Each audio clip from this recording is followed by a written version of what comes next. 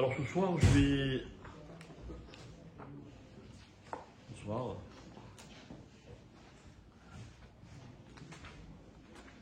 Ce soir, je voudrais poursuivre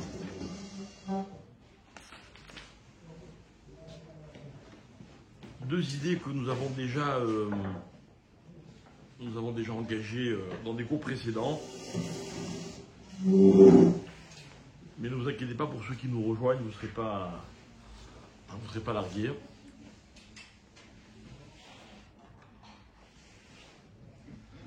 On avait parlé de la façon dont la Torah nous raconte la création du monde. Puis après, je voudrais revenir sur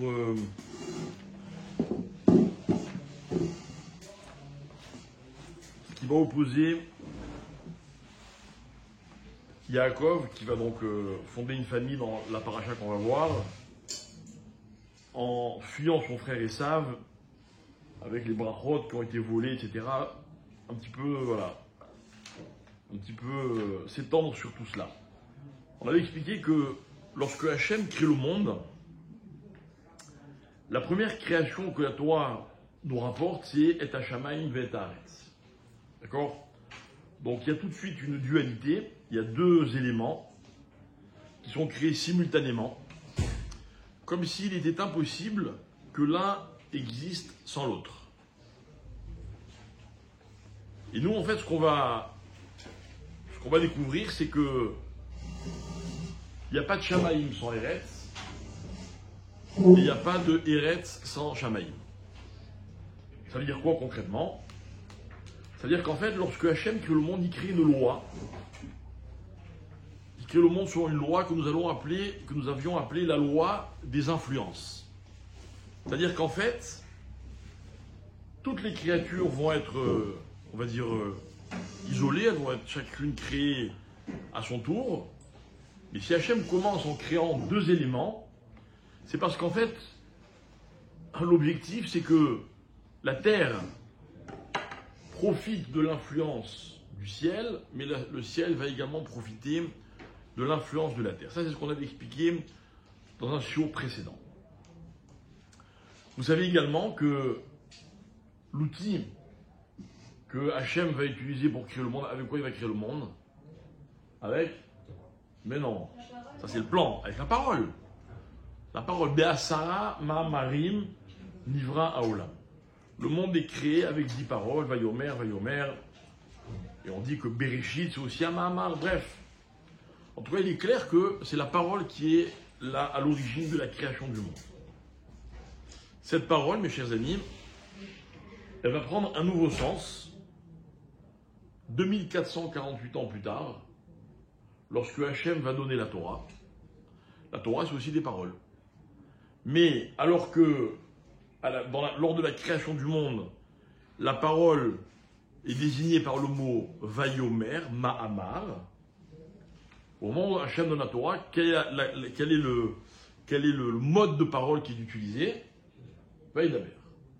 Donc on a Asara Ma'amarim pour la création et Aseret Dibrot pour donc le concentré de la Torah.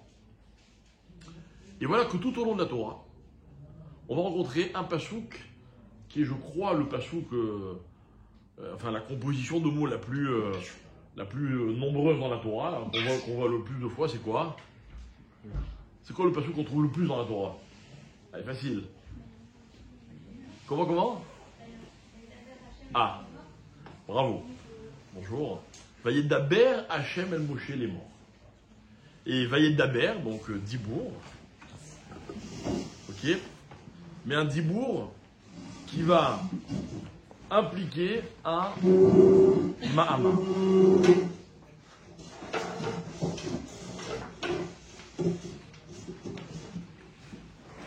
Hachem s'adresse à Moshe sous la forme d'un Dibour, mais pour que Moshe Rabbeinu le répercute sous la forme d'un Ma'amar. Vayedaber Hachem el Moshe les morts. D'accord? Pourquoi cette transition? Pourquoi Vaïdaber qui devient Mahamar? Donc nous, on va essayer d'expliquer la différence qui est assez connue entre ce qu'on appelle Mahamar et ce qu'on appelle Dibour. Ok? Très succinctement, donc juste pour nous mettre sur la piste, Mahamar vont expliquer les Chachamim. C'est Lachon Raka. C'est quoi Lachon Raka? Bon, vous venez d'arriver, vous pouvez pas savoir. Hein? Non, Raka, c'est pas avec un kouf comme rek, c'est avec un chaf. Raka, ça veut dire un langage facile, doux. En fait, c'est une parole qui est agréable. Ok? Alors que Dibour, c'est au contraire un langage qui est beaucoup plus. Ce que nous on va appeler un langage intrusif. Ok? Dans le Mahamar, on tient compte de la capacité d'écoute de celui à qui on parle. Dans le Dibour, on dit ce que l'on a à dire. Et je ne pense pas avoir besoin de m'étendre sur ce sujet. Ce sont des expériences que nous vivons tous les jours. Des fois, on parle pour être compris, entendu, accepté. Et des fois, on parle juste pour être écouté.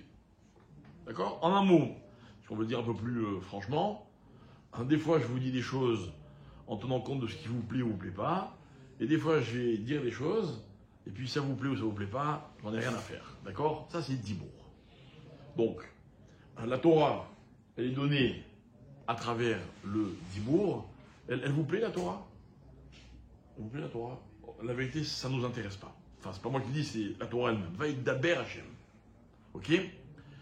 Par contre, lorsqu'Hachem crée le monde, il le crée sous la forme d'un Mahamar. Le monde vous plaît? Et c'est intéressant parce que moi j'aurais plutôt imaginé que le monde nous est imposé, les rois de la nature, le contexte dans lequel on vit, on ne choisit pas ce qu'on est. Alors que la Torah, au contraire, on va essayer de convaincre, d'expliquer. Je peux vous en parler, moi je passe ma vie à faire ça. Or non, c'est le contraire. Vaïdaber, c'est du direct. Et Vayomer, création du monde, on est dans la nuance et dans ce que l'interlocuteur est capable de comprendre. En fait, mes chers amis, on va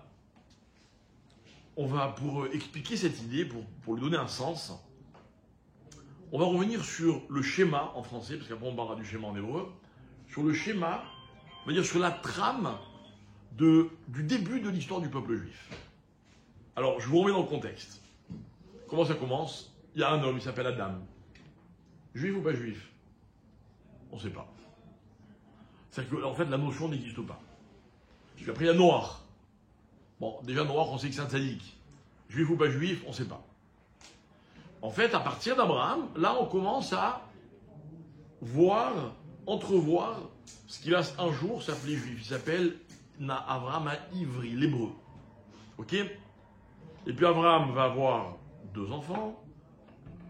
Yitzhak, qui assure la pérennité, va avoir également 2 enfants. Yaakov, qui lui prend le relais, va avoir 12 enfants. Et l'histoire du peuple juif commence. Ok? Et puis Rashi, dans son premier commentaire sur la Torah, celui qu'on finira jamais d'expliquer, pose une question.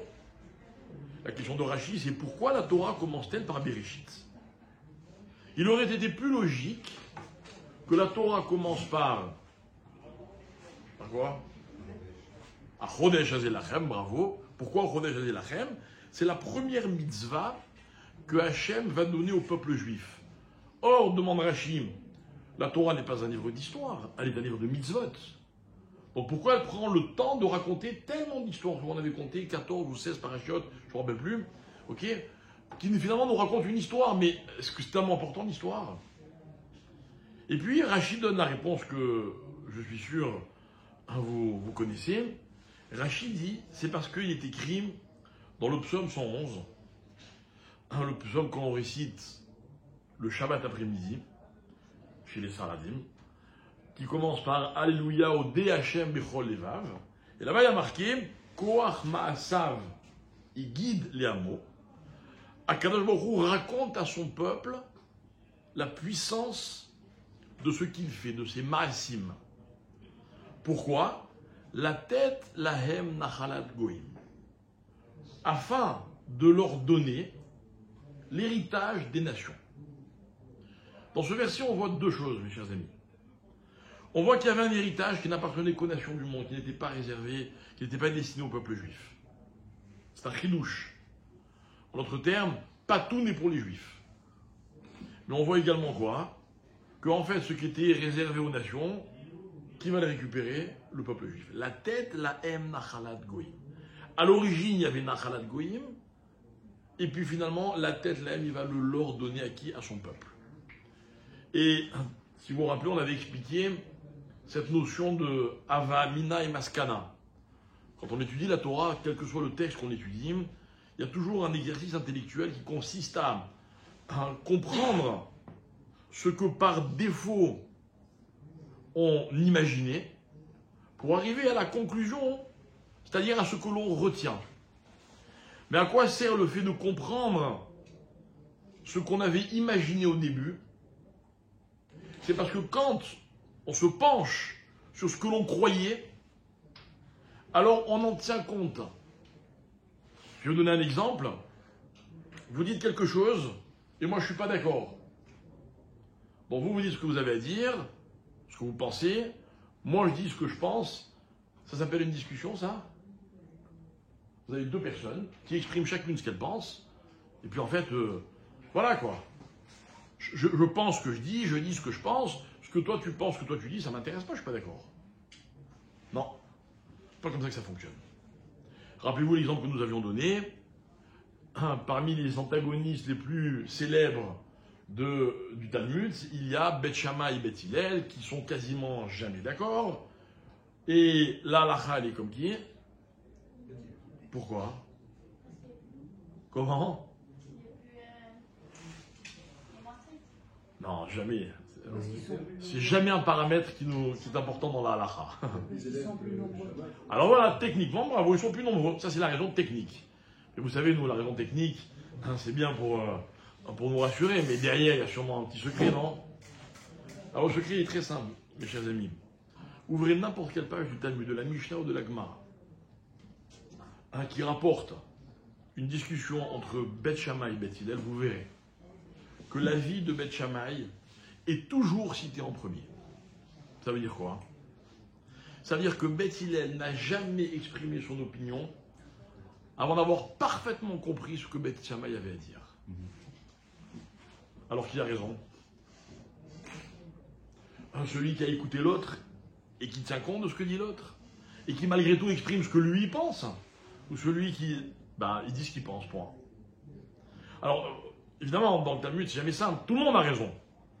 Zou vezou divrei Elokim chaim. Mais évidemment que quand on va prendre une décision, l'avis de celui qui a pris en compte ce que l'autre pensait a beaucoup plus de poids. Moi je vous dis, c'est un petit conseil que je vous donne.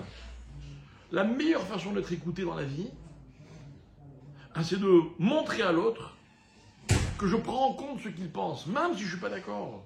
C'est ça une discussion. Oh, vous ne regardez pas comme ça. C'est la vie, c'est ce qu'on vit tous les jours. Tous les jours. Mais vous comprenez, on ne peut pas faire semblant. C'est pas bon, ok, je t'écoute, c'est bon, t'as fini? Alors je peux parler? Vous voyez, je fais des plateaux de télévision, on dirait que chacun veut voler la parole à l'autre, etc. Ça c'est... Alors il y a quelqu'un qui va être, comment on dit, celui qui... Comment on dit? Le modérateur, etc. Très bien. J'adore dans les débats télévisés, elle avait des élections présidentielles, vous avez des calculs de temps à la seconde près, qui a plus parlé. Il ne s'agit pas de ça. Il s'agit de vraiment vouloir comprendre ce que l'autre a à dire. D'accord? En fait, qu'est-ce qu'on veut expliquer? On veut expliquer la notion de Hava Amina, c'est-à-dire, il y avait un avis, et puis finalement, voilà ce qu'on va retenir pour telle et telle raison. Alors la raison technique que vous avez évoquée tout à l'heure, quand dans la halakha, quand il y en a un qui est plus nombreux, alors on va selon le rov, la majorité. D'accord? C'est une loi que la Torah nous a imposée depuis toujours.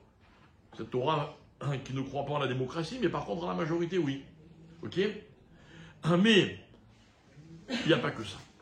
Il y a le fait que Hillel était réfléchi. Et peut-être que c'est ce que certains auraient voulu dire quand ils ont dit que Hillel était un peu plus agréable, il était plus facile à suivre. Pas parce qu'il était plus permissif, parce que Hillel il avait tendance à donner à celui qui lui parlait le sentiment d'avoir été compris. Et moi, on m'a toujours appris que le meilleur moyen d'imposer son avis, c'est de convaincre l'autre que j'ai compris quelle était sa position. Quelle était sa position?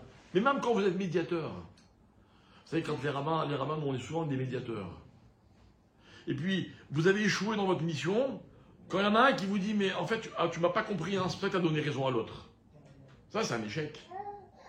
Parce qu'en fait, ce qui va construire un débat, c'est que chacun doit avoir le sentiment d'avoir été compris, donc pris en compte.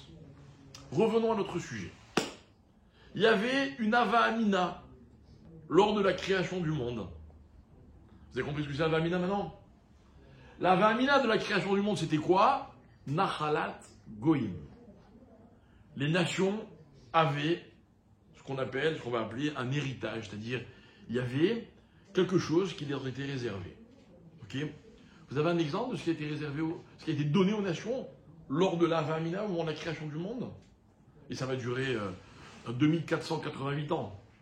Vous avez une idée? Non, je vais vous éclairer. La terre d'Israël. La terre d'Israël, mes chers amis, elle a appartenu à 7 nations avant d'appartenir au peuple juif. Alors quand on est arrivé, nous, pour conquérir la terre d'Israël, on nous a traités de voleurs. Ben oui. Ben oui, le débat est resté ouvert. On n'a pas résolu le problème. Mais en réalité, j'aimerais bien qu'on comprenne, parce que c'est ça qui va être intéressant, j'aimerais bien qu'on comprenne. Alors, c'est ce qu'il dit Rachid. Rachid dit, un jour, on vous traitera de voleurs. Alors, vous aurez un argument, à savoir que c'est Dieu qui a créé le monde, et que c'est lui qui a décidé que la terre d'Israël sera au peuple juif, puisqu'il l'a promise à Abraham, puis à Yitzhak, puis à Yaakov, donc il n'y a pas d'ambiguïté. Et donc, vous soyez tranquille, c'est votre terre. Donc, il y a 14 ou 16, je ne me rappelle plus, parachiotes, juste pour que je puisse répondre à l'argument voleur. Quand on m'accusera d'être un voleur. Mais ma question, mes chers amis, c'est à quel moment dans l'histoire on a commencé à nous traiter de voleurs? À quel moment dans l'histoire? Voilà. Vous me dites que ça dure jusqu'à aujourd'hui. D'accord, donc pour l'instant, on sait jusqu'où ça va. Mais où ça a commencé? C'est quoi la première fois? C'est quand on a mérité plus, c'est ça? Non, donnez-moi un fait. Ishmaël, on lui a rien volé à Ishmaël. On l'a volé, Ishmaël, qu'est-ce qu'on a volé? Allez, facile, on brûle. Avancez encore un petit peu. Si c'est pas Ishmaël, c'est Esav. Qu'est-ce qu'il dit Esav à son père? Son père, il dit à son père, bénis-moi comme tu me l'as promis. Et son père lui dit, je suis désolé, ton frère est passé avant toi. Qu'est-ce qu'il dit Esav à ce moment-là? Esav dit à son père, Achi Karashemo Yaakov. Ah, je comprends pourquoi on l'appelle Yaakov, il a attrapé mon talon. Vaya Keveni Zepa Maïm. Ça fait 2 fois qu'il me talonne littéralement. Et Bechorati Lakar. Il m'a pris mon droit d'aînesse. Ve Ineata Lakar Birkati. Et maintenant, à présent, il me prend ma bracha. Alors, mes chers amis, vous savez, et ça, c'est pas un idiot, hein. Ça, c'est pas un idiot. Aucun de nos ennemis n'ont jamais été des idiots. C'est tout notre problème d'ailleurs. Mais comment Esav peut-il dire il m'a pris mon droit d'aînesse, ma Bechora, alors que c'est lui qui lui a vendu? Et la Torah a témoigné dans un verset que Esav, il n'en avait rien à faire de la Bechora. Vaïvez Esav et Bechorato. Alors pourquoi d'un coup il se réveille? La réponse, elle est très simple. C'est que tant qu'on ne lui a pas pris sa bracha, alors les accords sont les accords. Maintenant qu'on lui prend sa bracha, alors il se rend compte qu'en fait, la Bechora, il aurait dû la garder. Le droit d'aînesse. Et là, il dit, ah, mais tu m'as bien eu, hein. En fait, tu m'as pris mon droit d'aînesse, et c'était pour arriver à me prendre ma bracha aujourd'hui. Et là, il réalise que quoi? Qu'en fait, depuis ce moment de l'histoire dans lequel Yaakov vend son plat de lentilles contre le droit d'aînesse, Yaakov est devenu le voleur. Voilà où ça commence. Et depuis ce jour-là, et jusqu'à je ne sais quand, on nous a traités de voleurs, on nous traite de voleurs, et on nous traitera de voleurs. D'accord? Donc en fait, écoutez bien. Pourquoi, revenons à la question de Rachid. Pourquoi la Torah commence par Bereshit? Pour cela. Pour que les Juifs comprennent à partir de quand on les traite de voleurs. Depuis quand on les traite de voleurs? Où ça commence? C'est-à-dire, en fait, mes amis, ce que je veux comprendre, c'est qu'est-ce qui a déclenché? Qu'est-ce qui a déclenché ce sentiment de la part des nations que le peuple juif vient leur prendre leur place? L'histoire d'Ishmaël est un peu différente.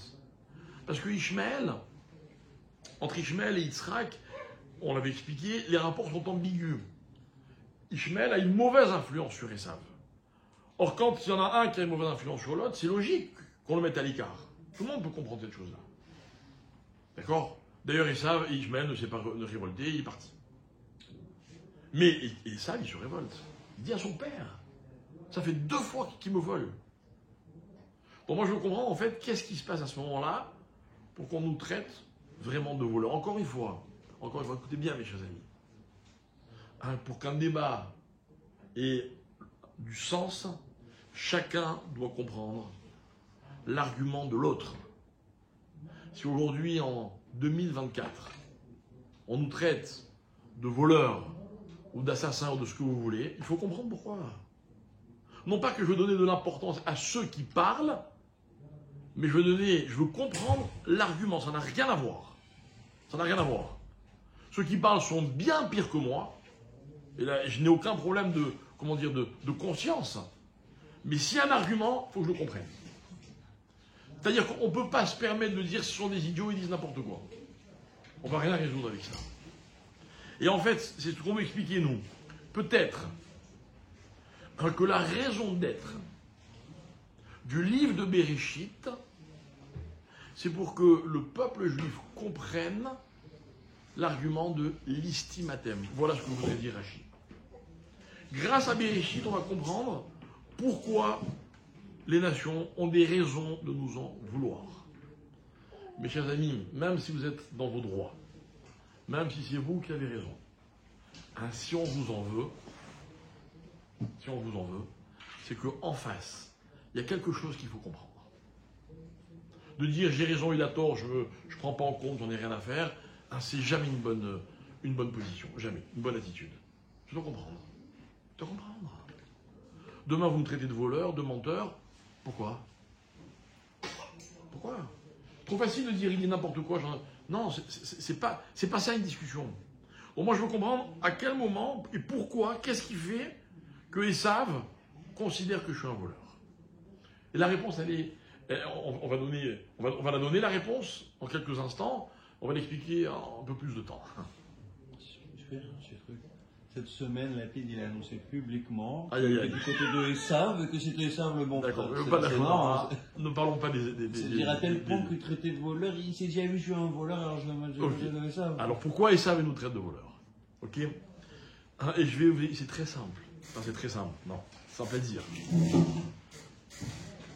On va prendre les bénédictions que Yaakov reçoit de son père. D'accord? Donc on est dans la 6e montée de la paracha de la semaine dernière. Et la Torah nous dit, ça commence par Ya'avducha, non, Veiten lecha Elokim, Akadosh Baruch Hu te donnera, Mital Hashamaim, Mishmane Haaretz, Rov Dagan Vetirosh. Vous me permettez de faire l'économie de la traduction. En fait, en un mot, on va être riche. On nous promet une bénédiction matérielle. D'accord? Je vais verser d'après. Ya'avducha Amim. Les peuples te serviront. Ishtachavu lecha leumim, les nations se prosterneront devant toi. Evegevir leachecha. Tu seras le patron face à tes frères. Ishtachavu lecha benemecha, tes frères, les fils de ta mère se prosterneront devant toi. Ok? Voilà. La bracha, c'est à ça qu'elle se résume. Ok? Revenons dans le contexte. Yitzhak bénit Yaakov. Mais qui pense-t-il bénir? Esav. Donc les brachot qui viennent d'être dites, en vérité, elles sont destinées à qui? À Esav. Parce que c'est la kavana c'est l'intention de Yitzhak. Mes amis, je vous demande de bien comprendre que les brachot que nous avons reçus sont des brachot qui correspondent à qui? À celui pour lequel elles ont été dites. Donc ce sont des brachot qui correspondent à Esav. C'est des brachot esaviques. D'accord? Inventons un mot. Ok? Pas yakovique. D'accord? Mais c'est Yaakov qui le reçoit. Et ça rend fou Esav. Et ça, mes chers amis, c'est le problème que nous aurons avec les nations tout au long de l'histoire. Hein, les nations ne nous en veulent pas d'être juifs. Les nations nous en veulent de prendre leur place. Regardez, je reprends ce que j'avais dit il y a, je sais pas, c'était 2 ou 3 semaines. Hein, quand nous, on est très fiers de voir que dans la liste de tous les prix Nobel, il y a un pourcentage de juifs qui n'a aucun rapport avec le pourcentage de juifs qu'il y a dans le monde, dans la population. On est très fiers, n'est-ce pas? Mais mes chers amis, on n'est pas là pour ça. À l'origine, on n'est pas venu, on n'a pas été créé en tant que peuple pour être des scientifiques, des professeurs de ce que vous voulez, pas de maths, parce qu'il n'y a pas de prix Nobel en mathématiques, mais de physique, de ce que vous voulez. C'est pas notre rôle. Mais vous comprenez que ça les rend fous, les pauvres, les nations du monde. On leur a tout pris. Ah, ça y est, écoutez bien, on leur a pris, l'expression on va la dire en hébreu, ce qui était matim lahem. On leur a pris ce qui leur correspondait à eux. Ça ne nous était pas destiné. Et une preuve, elle est écrite noir sur blanc dans le psaume 111. Nahalat Goïm. C'était pas pour nous, c'était pour les nations du monde. Vous êtes performant dans n'importe quel domaine profane que vous voulez, bravo. Bravo. Mais c'est pas la raison d'être, la fonction du peuple juif. Nous, on est là pour autre chose. Alors, nos Rachamim vont nous expliquer que c'est de là que vient l'antisémitisme. Mon père, à la Vachalom, dans un cours que j'ai entendu il y a très longtemps, il rapportait un article du journal Le Monde qui rapportait qu'un juif français fortuné avait fait cadeau d'œuvres d'art qu'il possédait au musée au Louvre. D'accord? Et dans l'article, il était écrit la chose suivante, à peu de choses près, hein, c'est pas les mots exacts, mais lui, il avait lu l'article. L'article disait que monsieur Untel a jugé normal de rendre à la France ce que la France lui avait donné. C'est-à-dire, genre en un mot, il s'est enrichi sur le dos des Français, donc il restitue à la France ce qui lui revient. D'accord? C'est antisémite ou c'est pas antisémite? C'est le cœur du débat, mes chers. C'est le cœur du débat. Maintenant, Hachem a fait en sorte que quoi? Que, pour l'instant, j'espère que ça va très vite changer, que le peuple juif dépend des autres nations. Même aujourd'hui, on a notre propre pays, on est sur notre terre, mais on dépend encore des nations. Regardez comment on est sensible à ce qu'ils disent de nous, à la façon dont ils nous jugent, à ce qu'ils nous envoient, ou aux embargos, ou à toutes ces mesures qu'ils vont prendre, enfin bref, à cette position qu'ils vont adopter à l'égard ou à l'encontre de notre peuple. On est très sensible à cela. Alors que normalement, ça ne devrait pas nous déranger, ils n'ont qu'à penser ce qu'ils veulent. Non, on dépend d'eux. On dépend d'eux, pourquoi? On dépend d'eux parce que quelque part, on a usurpé ce que eux étaient censés posséder et être, donc c'est normal qu'ils nous traitent de voleurs. Voilà ce que me raconte le livre de Bereshit. Et en fait, Bereshit, c'est quoi? C'est l'histoire de la création du monde. Mais dans la création du monde, il y a une logique, vous comprenez? Il y a une logique. Je ne peux pas tout expliquer, mais normalement, il y a beaucoup de choses que je peux comprendre. J'ai une preuve. Le monde a été créé avec le mot Ma'ama, Va Yomer, rappelez-vous, Lachon Raka. Un Lachon Raka. Et ce message, enfin ce récit que nous fait la Torah de la création du monde, il est là pour nous dire, voilà, le monde il est pour toi. Le monde, écoutez bien mes chers amis, la phrase, clé. La Torah s'adresse au peuple juif. Le monde est à ta portée. C'est-à-dire qu'un juif, en lisant la Torah, ben, il peut conquérir le monde. Pour ça, il va falloir qu'il étudie aussi un peu d'autres matières, certes, mais la Torah lui donne ce pouvoir. En tout cas, la Torah nous lui exprime clairement que hein, c'est comme ça qu'elle voit les choses. Elle nous raconte la création du monde, mais en utilisant un langage dans lequel, voilà, le monde, ben, il n'en tient qu'à toi d'aller le conquérir. Il est à ta disposition. C'est bien. C'est beau, hein. On peut faire ce qu'on veut. Attendez, excusez-moi. Mais le problème, c'est que dans ce message, il est universel. C'est-à-dire que dans ce message, les goïms, les nations sont aussi visées. Elles aussi, eux aussi, peuvent conquérir le monde. C'est-à-dire que si le monde a été créé Belachon Ma'amar, c'est-à-dire en utilisant un langage compréhensible, accessible, donc tout le monde peut y avoir accès, juif ou non juif. Maintenant, si on part à la conquête du monde en concurrence juif et non juif, on va avoir un problème qui s'appelle comment? Nachalat Goïm. C'est sûr qu'à un moment ou à un autre, on risque de leur prendre leur place. C'est normal, on est meilleur. Excusez-moi. D'accord? Mais à aucun moment, Jacob ne s'est rendu compte, Isaac ne s'est rendu compte qu'il laissait Jacob et le prendre à eu. Après coup. Après la mort. Et quand il a fait, il n'a pas eu.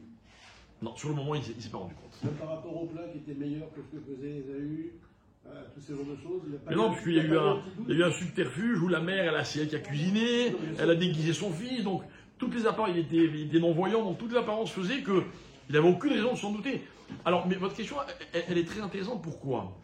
Qu'est-ce qui fait que Yitzhak se soit, excusez-moi l'expression, planté à ce point? Elle est où l'erreur? Mais la Torah, elle nous explique l'erreur. L'erreur, c'est quoi? C'est que Esav, il était Tsaïd Bépiv. C'est quoi Tsaïd Bépiv? Il était doué de la parole. Esav, c'était un orateur hors classe. Un beau parleur. Esav, c'était quelqu'un qui était capable de convaincre qui voulait. C'est ça, un chasseur. Le chasseur des temps modernes, il n'a pas un arc et des flèches. Ok? Il a la parole. Il peut convaincre. Moi, j'avais dit la semaine dernière, si vous vous rappelez, j'avais dit le chasseur de nos jours, c'est un séducteur. Le séducteur, c'est celui qui sait dire aux autres ce qu'ils ont envie d'entendre, et puis finalement, il va les attraper dans ses filets. Ah, c'est un chasseur. Il sait parler. Donc en fait, et ça, écoutez bien, quelle est sa force? Elle est dans ce que la Torah va appeler le Ma'amar. Et ça, il est doué de Ma'amar. C'est une parole qui est accessible, mais qui sait convaincre, qui sait aller dans le sens de l'autre, donc qui prend en compte ce qu'il aime, sa sensibilité, ce qu'il a envie d'entendre, ce qu'il peut comprendre. Vous voyez? Il a un discours parfait. Donc Yitzhak, quand il va venir, il va dire, attends, que tes frères, les nations, les peuples te serviront et se prosterneront. Qu'est-ce qu'il faut pour obtenir cela? Il faut la parole. Il faut un enfant qui soit Tsaïd Bébiv, qui soit doué pour convaincre les autres. C'est Esav. Donc il va lui donner cette bracha. Ok? Esav, c'est lui qui était censé, ce qu'on avait expliqué à l'époque, faire fonctionner le monde au niveau matériel. Il va lui donner la richesse. Mais elle est où l'erreur? Alors, comment ça se fait? Comment se fait-il que toutes ces bénédictions sont finalement arrivées chez Yaakov?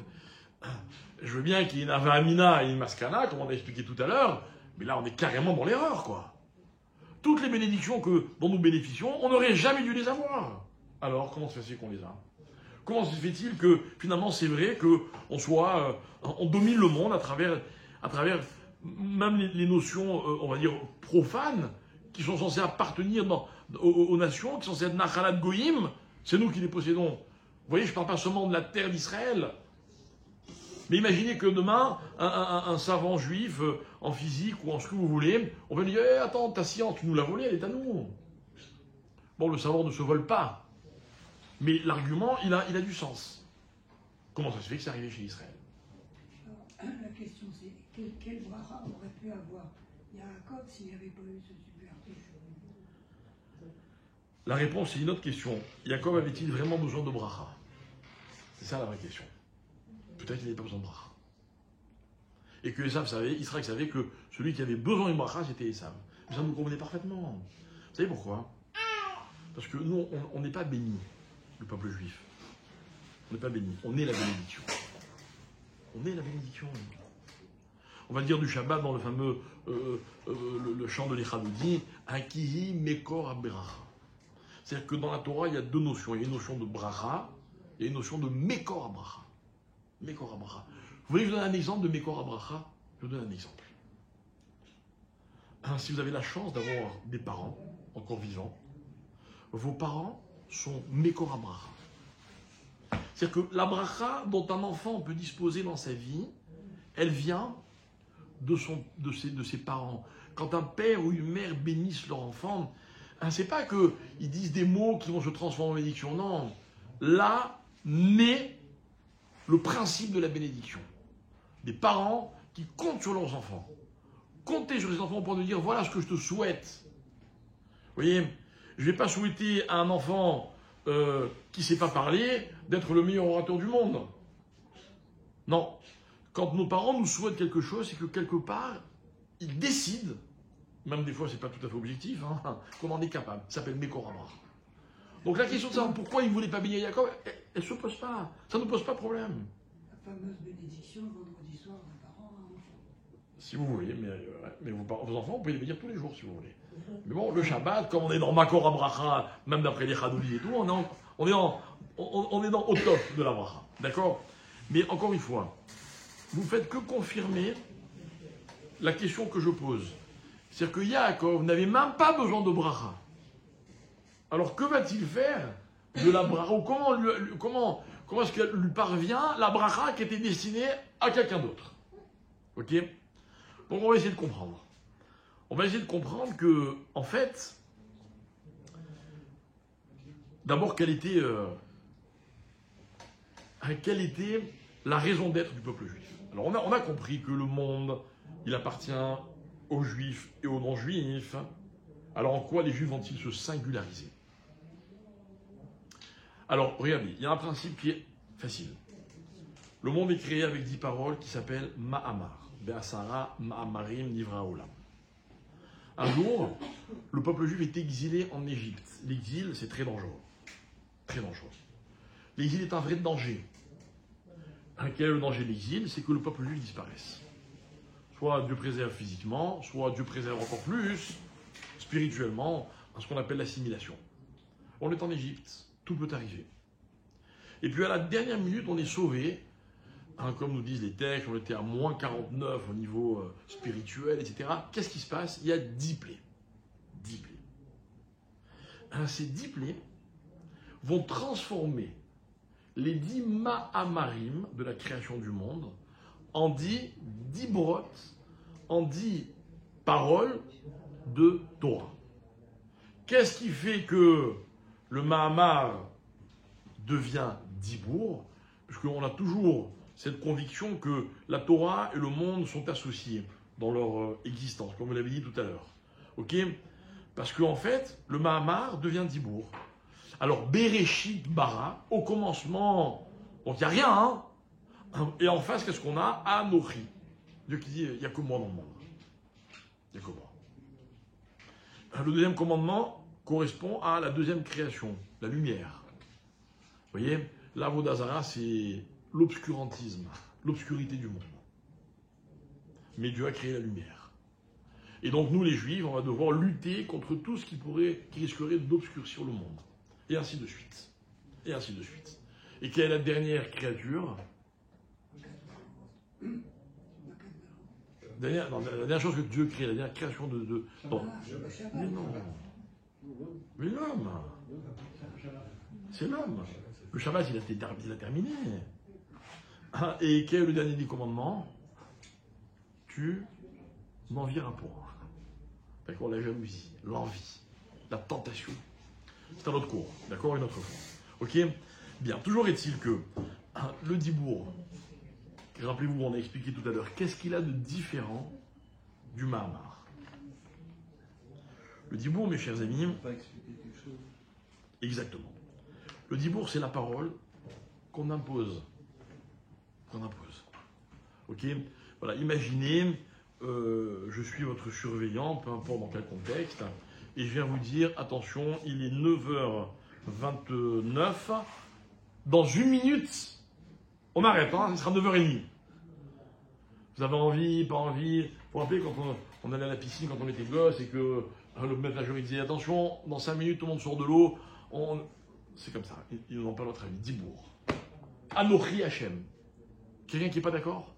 Ouais, on n'a pas demandé. Anochi Hachem, c'est Dieu s'impose.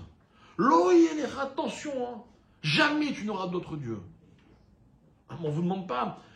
Vous savez, peut-être que vous allez plus vous identifier à tel ceci, vous allez préférer cela. Non, non, c'est pas possible.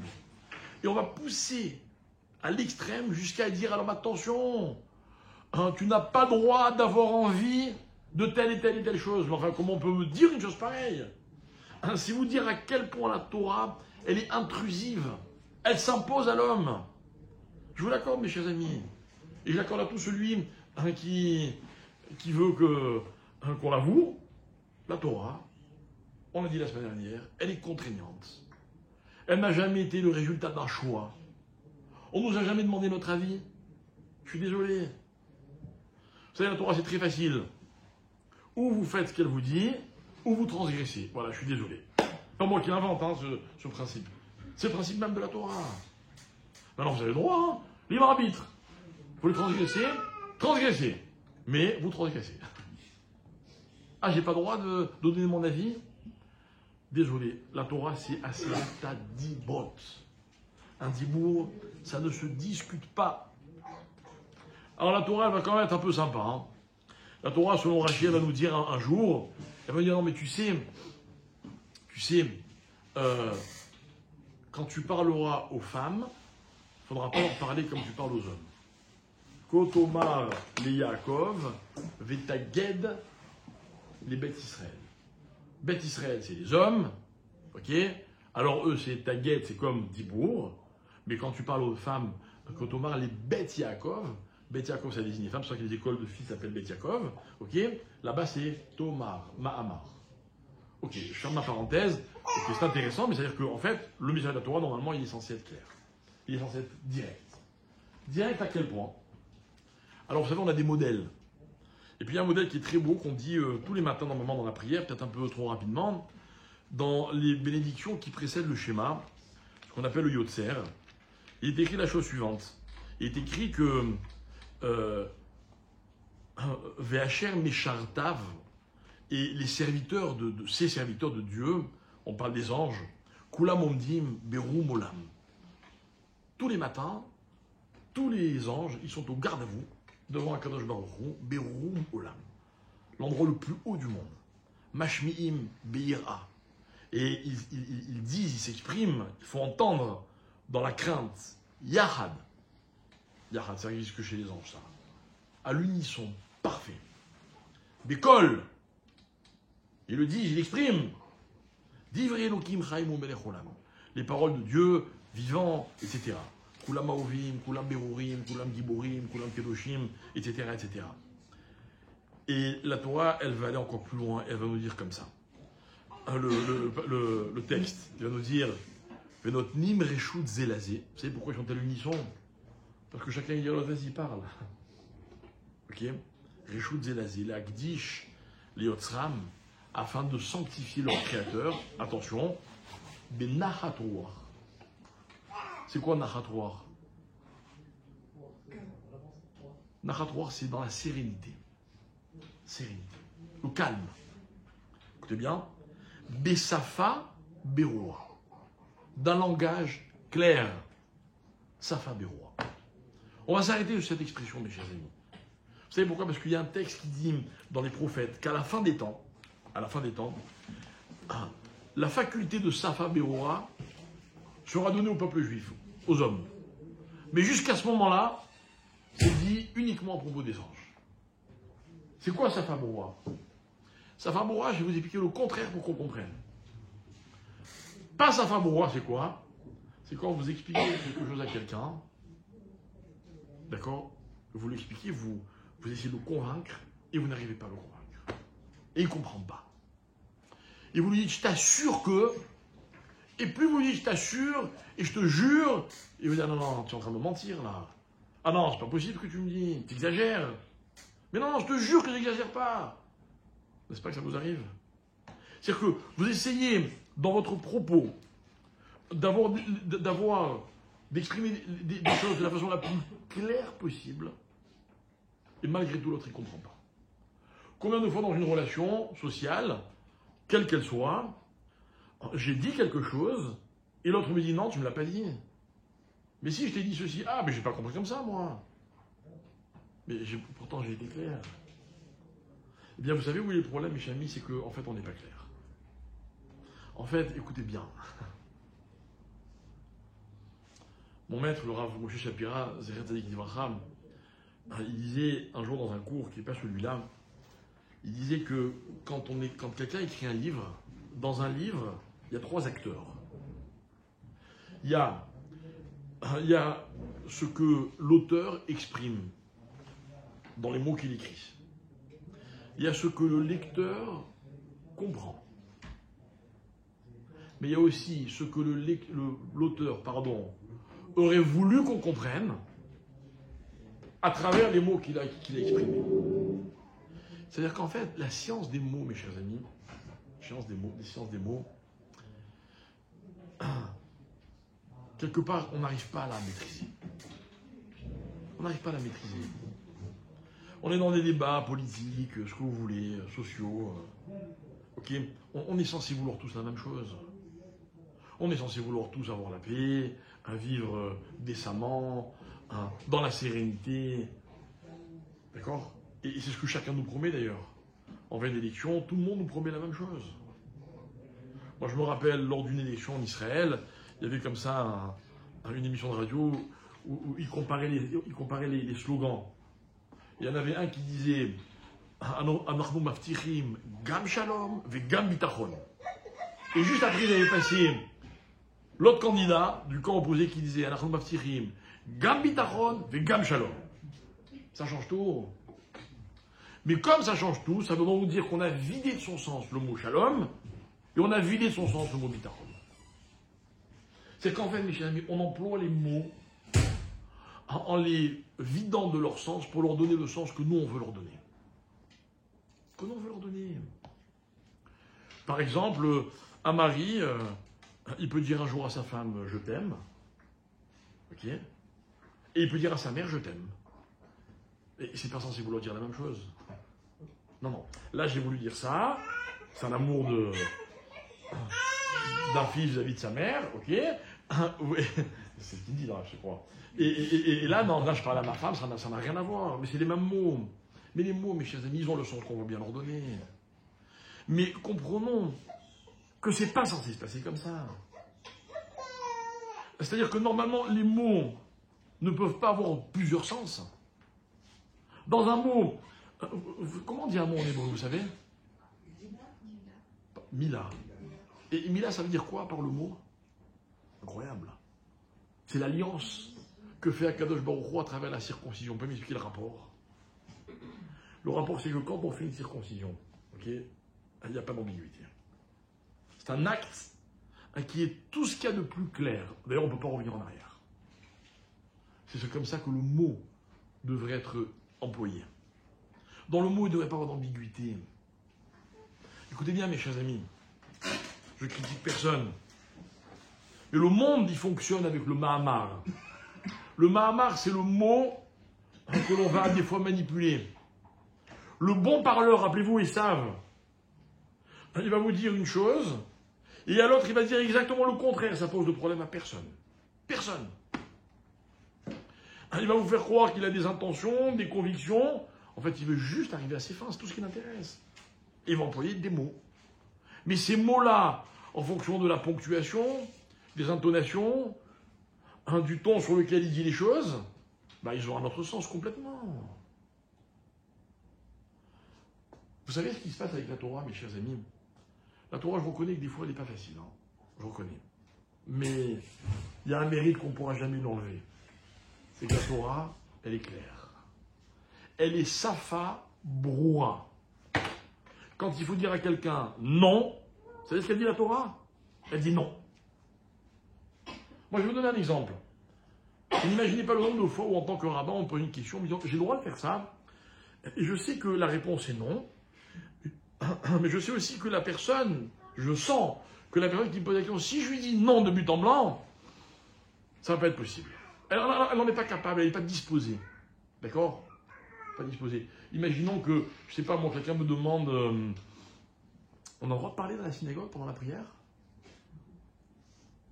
Un jour, dans une synagogue, quelqu'un m'a dit, si tu me dis encore une fois de me taire, je ne viens plus jamais à la synagogue. Je fais quoi, moi? Je fais quoi? Je dis, bon, si je lui dis, non, tu n'as pas le droit de parler, il ne va plus venir. Je serais embêté. Vous voyez? Ça, c'est l'homme. Mais la Torah, elle est claire. Maintenant, le vrai positionnement de l'homme, c'est quoi? C'est est-ce qu'il veut des choses claires ou est-ce qu'il préfère l'ambiguïté? Est-ce qu'il préfère la manipulation par les mots ou la vérité par les mots? Écoutez bien. Lorsque Dieu crée le monde est universel, il appartient à tout le monde. Il faut qu'on intègre bien la notion de Nachalat Goïm. On n'est pas les seuls. On n'est pas les seuls. Écoutez bien, le seul véritable échec du peuple juif, ce serait de ressembler aux nations, aux Goïm. C'est ça un échec. C'est ça l'échec du juif. Et c'est là que le non-juif va lui dire « Oh, mais tu me prends ma place !» Imaginons que le meilleur acteur de cinéma ou le meilleur footballeur soit un juif. Vous croyez que quoi, qu'on va nous aimer? On va les rendre encore plus antisémites. Non, je ne sais pas si c'est le cas ou pas, j'en sais rien. Hein. Mais moi, je pense que si c'est le cas, c'est un vrai problème. Par contre, croyez-moi, hein, si le meilleur rabbin du monde, c'est un juif, personne ne nous en voudra. C'est pas mal, hein? C'est pour ça que j'ai choisi d'être rabbin. À la limite, ça dérange les juifs, mais bon, c'est pas notre problème. Maintenant, la Torah, elle est donnée avec le mot dibour. Alors, je vais aller au bout de mon idée et je vais aborder ma conclusion avec ça. C'est pas le plus agréable, c'est pas le plus sympa à dire, mais pourtant, ce que je vais dire, c'est révélateur. C'est qu'en fait, le monde a été créé pour tout le monde, mais à l'intérieur du monde, il y a la Torah. Et la Torah, elle a été donnée que pour les Juifs. Que pour les Juifs. Vous savez, un soir, j'étais à Paris, et je dormais chez mes parents, évidemment.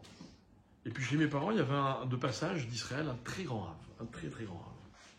Peu importe son nom, très connu. Et moi, j'étais allé donner un shiur dans une famille.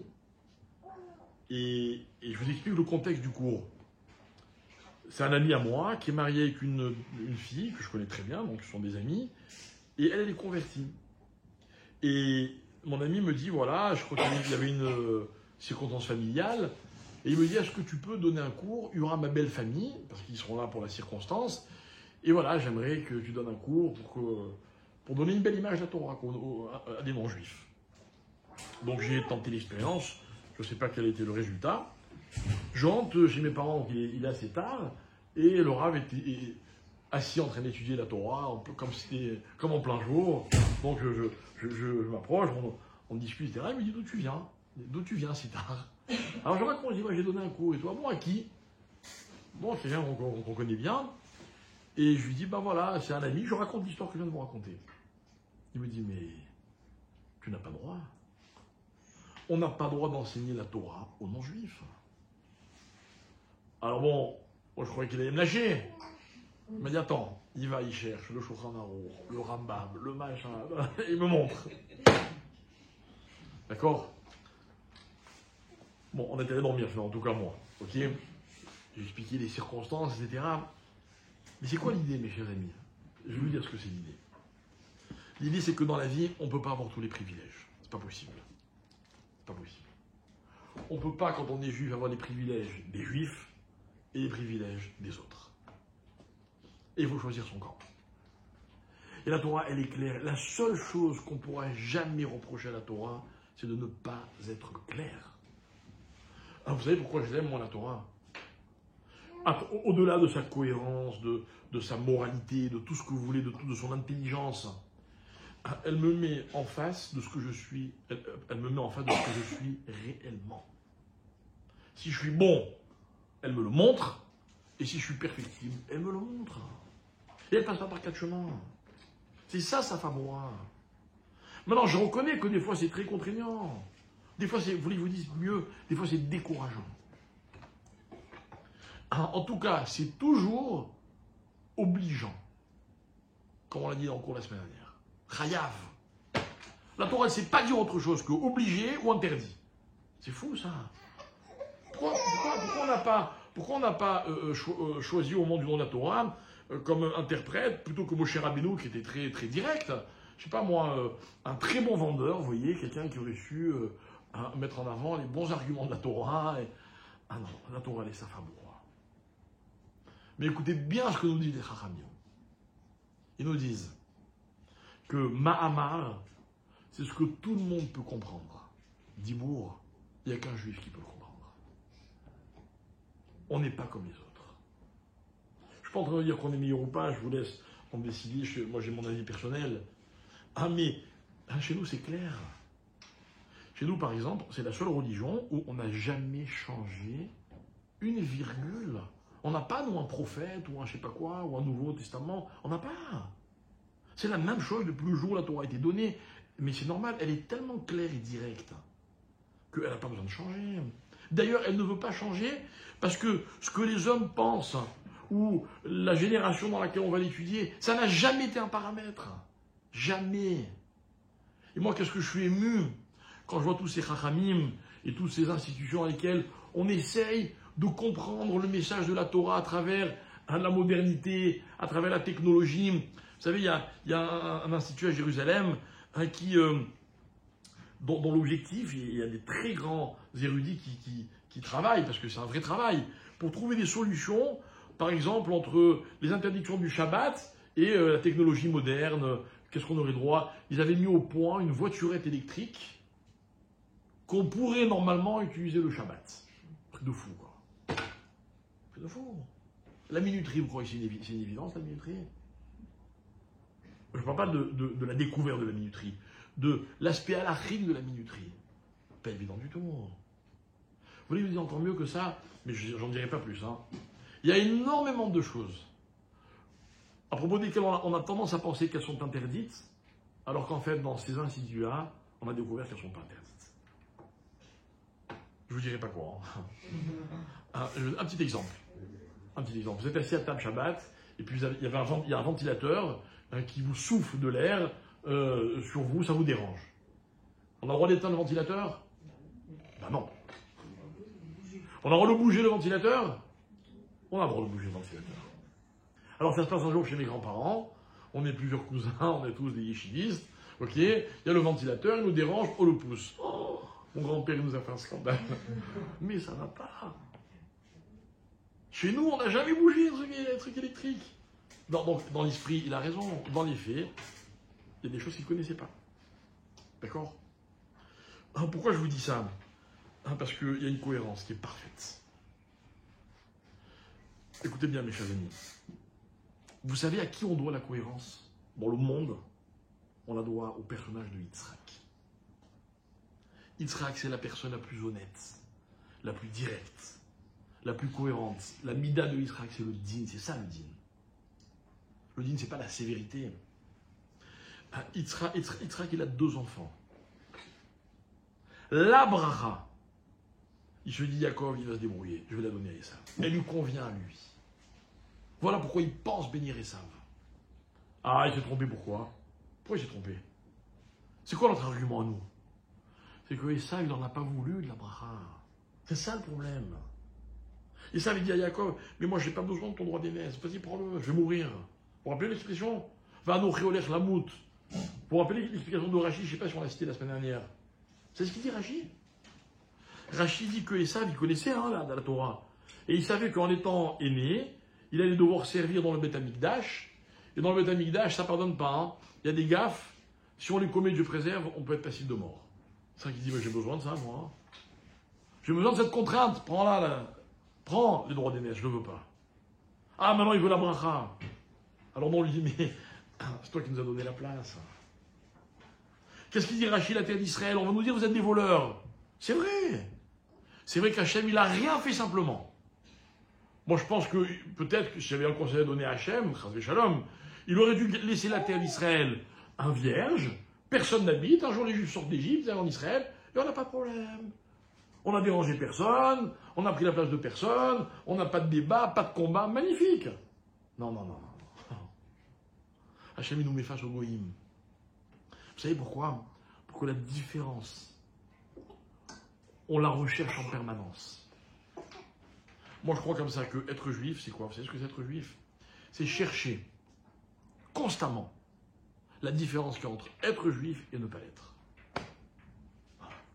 Et je vous assure que toute la vie, on n'en finit pas de découvrir des explications et des définitions et des détails qui font la différence. Ce soir, j'en ai cité un. La Torah, elle est claire. Safa Bora, comme les anges. La Torah, elle a été donnée dans Vayedaber, et le monde, il a été créé dans Vayomer. Dans le monde, il y a de la place pour tout le monde. Dans la Torah, il y a de la place que pour celui qui est capable de comprendre ce que c'est Vayedaber. Et je sais que pour beaucoup de juifs, accepter et intégrer le Vayedaber, ça paraît absolument impossible. Je le sais. Alors nous qui l'avons accepté, on a le devoir de tout faire pour que eux aussi puissent un jour assimiler le Vayedaber. Vous voyez, s'il y a des conflits entre les religieux, les non-religieux, etc., chacun doit comprendre quel est son rôle, c'est-à-dire quelle est sa responsabilité à l'égard de l'autre. Moi, ma responsabilité, c'est d'expliquer aux Juifs que le Vayedaber, il est contraignant, mais c'est un privilège. Mes chers amis, tous les privilèges de la vie sont accompagnés de contraintes. Le plus grand privilège du monde, c'est d'être juif. Donc c'est tout à fait normal que ce soit accompagné de beaucoup de contraintes. Donc ces contraintes, on va les accepter avec plaisir, c'est le cas de le dire. On va les accepter avec amour. Et on va essayer toute notre vie de comprendre en quoi le Vayedaber nous permet de nous élever. Même si des fois c'est difficile. On n'a jamais dit que la Torah était facile. Jamais. Mais la Torah, elle est vraie. Elle est authentique. Elle est directe. Elle est claire. Elle est Safa Broura, juste le mot de la fin. Vous savez ce que ça veut dire le mot Barour en hébreu? Non, Barour, pas Barour. Barour, ça veut dire deux choses. Ça veut dire clair. Parler en Israël de Barour, hein? Ouais, Barour. Et Barour, ça veut dire trier. Borer, Shabbat. On n'a pas à trier. Ok? Parce que pour être clair, il faut faire du tri. Pour être clair, on ne peut pas dire n'importe quoi. On ne peut pas employer tous les mots qu'on veut. On ne peut pas parler en disant ce que nous, on a envie de dire. On fait du tri. Quand on fait du tri, on va droit à l'objectif. On est clair. On est direct. On a des fois un langage qui est un peu difficile à comprendre. Mais au moins, on est dans la vérité. Le grand mérite de la Torah, c'est de n'avoir jamais trompé qui que ce soit. Elle n'a jamais caché son jeu. Elle a toujours été elle-même. Elle est un privilège, à nous, les Hachem, de réaliser la chance que c'est de pouvoir avoir accès à la Torah. Voilà.